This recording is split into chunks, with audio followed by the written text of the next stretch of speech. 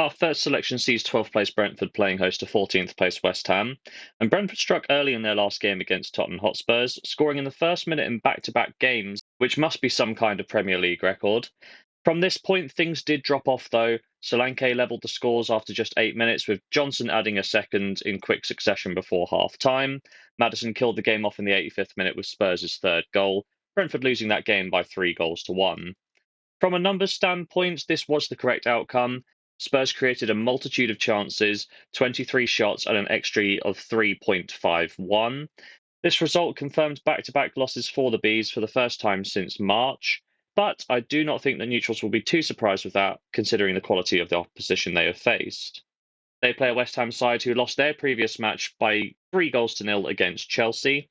Things got off to a rather slow start, where a simple ball forward sent Jackson through to open the scoring after just 4 minutes, thanks to a little nutmeg. After 18 minutes, he added a second, and the Irons were 2-0 down with Jackson's early brace. Palmer added to the Hammers' misery just after the interval, which killed off any chances of a comeback. 3-0 the final score. Form-wise, this means West Ham are winless in their last 3 Premier League games, and they have just one win in their first 5 to start the season, which is starting to raise some early questions about potential relegation. Head-to-head, well, there's been mixed form lately. West Ham won the last encounter in February by 4 goals to 2. This was thanks largely to a Jared Bowen hat-trick. Before this result, Brentford had the best of the form, winning each of the last 5 league games prior to the 4-2 West Ham result. My prediction for this game is I'm thinking goals here.